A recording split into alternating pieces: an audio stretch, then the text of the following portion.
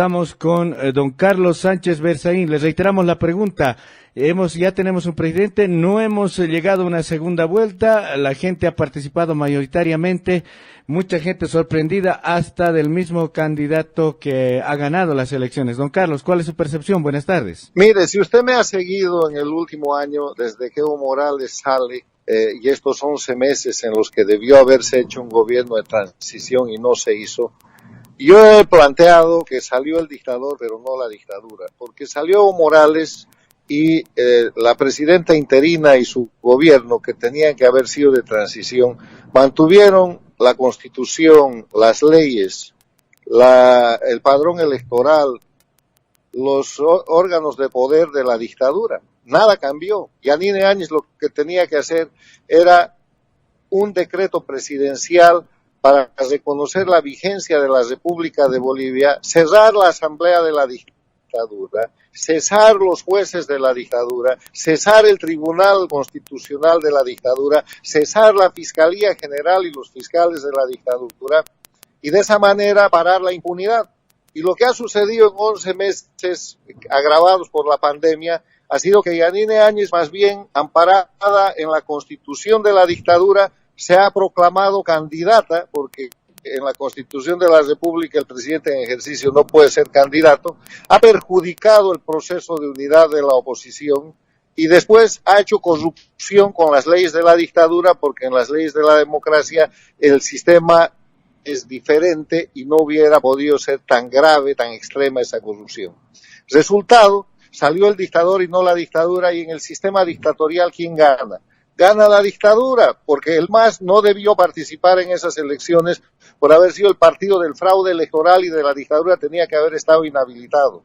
Los procesos de lucha contra la corrupción y el proceso por el fraude electoral del año pasado no se hicieron. Si se hubieran hecho, Arce Catacora no hubiera podido ser candidato, debería estar respondiendo por la quiebra, por la corrupción, por todos los delitos que ha cometido en el tiempo que ha sido el ministro de la dictadura.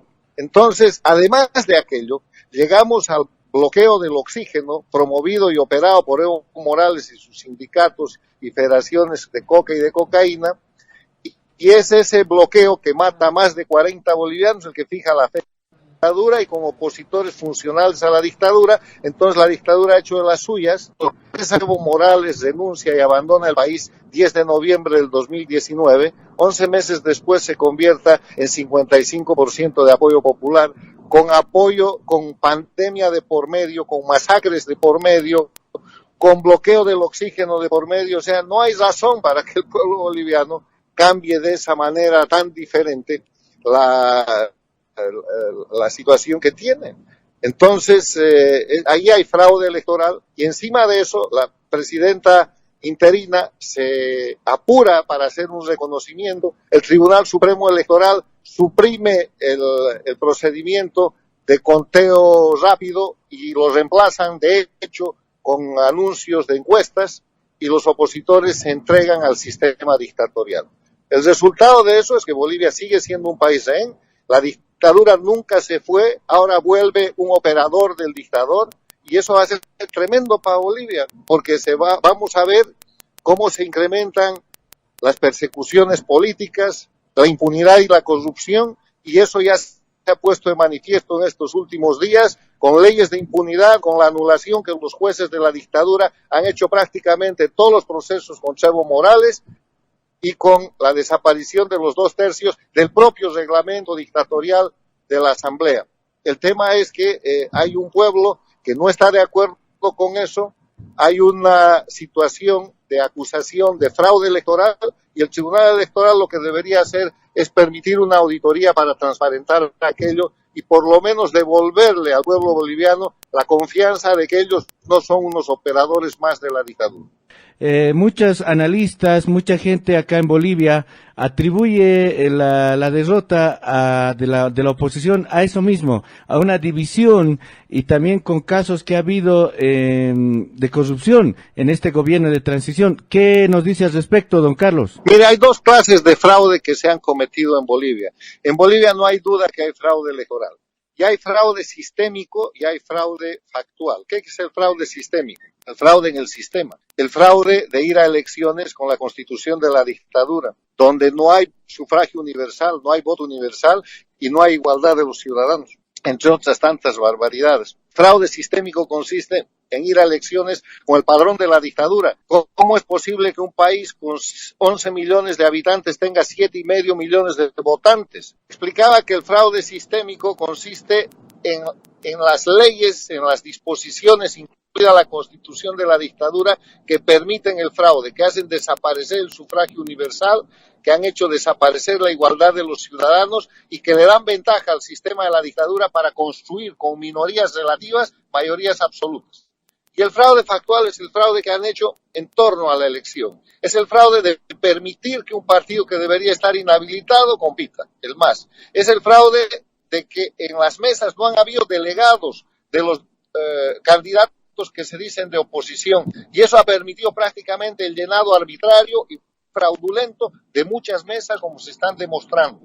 Se ha evitado que la gente vote, se ha hecho que alguna gente vote 2 veces. Han funcionado mesas sin jurados, o sea, sin la identificación de la gente que tiene que certificar aquello. Esas mesas tendrían que ser objeto de revisión y de nueva votación. Hay un fraude de hecho. Y todo eso se debe a que no se ha sacado el sistema dictatorial, pero además de eso, se debe al hecho de que en Bolivia hay opositores funcionales y que el gobierno de Yanine Áñez, en vez de ser un gobierno de transición, ha sido un gobierno de continuismo y de alta traición a la patria. Han liquidado en 11 meses la esperanza de recuperar la democracia a cambio de impunidad, a cambio de corrupción y a cambio de acuerdos con la dictadura y con sus operadores, cosa por la que los Áñez, los Murillo, los Ortiz, los Costas, los integrantes de ese gobierno que se dijo de transición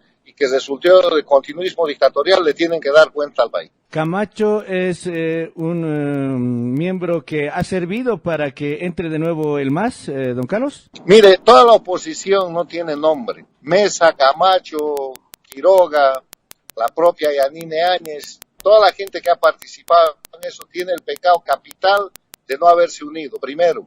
Segundo, de haber permitido una elección bajo el sistema dictatorial. Tercero, de ser funcionales para tapar y para hacerle creer al pueblo boliviano que la acción del sistema dictatorial puede llamarse democracia. Y cuarto, mantener la boca cerrada o el volverse cómplices frente a tremendo y monstruoso fraude electoral que se ha cometido en el país. Don Carlos, respecto a que ya tenemos, como le decíamos, un presidente electo, ¿cuál va a ser entonces, según su visión, el futuro? De aquí a un año, tal vez menor tiempo, don Carlos. Bueno, yo le digo que el futuro de Bolivia es un futuro de crisis y confrontación. Hoy día el país está en crisis y está confrontado y eso se va a agravar. Y se va a agravar por las siguientes razones. Primero, Bolivia es un narcoestado intervenido por el castrochavismo. Esto que estamos viendo pasar no es la genialidad de Evo Morales o de Arce Catacora o del grupo del MAS.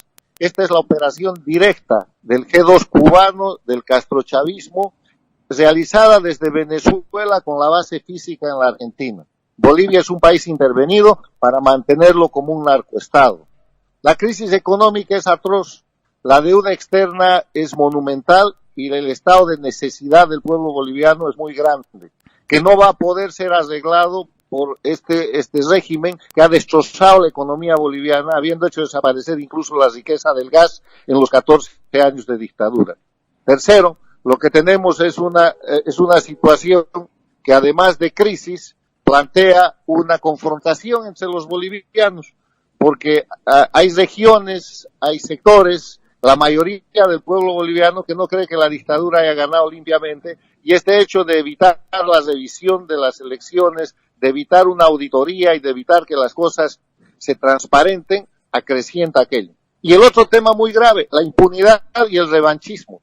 La impunidad de Evo Morales y de su gente, que no van a responder ni por sus delitos de narcotráfico, ni por las masacres, ni por los crímenes que han cometido, ni van a responder por la hipercorrupción de 14 años, ni siquiera por las acusaciones de estupro y de abuso de menores que tiene el dictador Evo Morales. Para eso, total impunidad. y en la otra mano el anuncio y ya el principio de ejecución de venganzas, de persecuciones políticas contra policías, contra militares, contra ciudadanos que levantaron la voz para reclamar por la democracia y que van a ser gravemente perseguidos.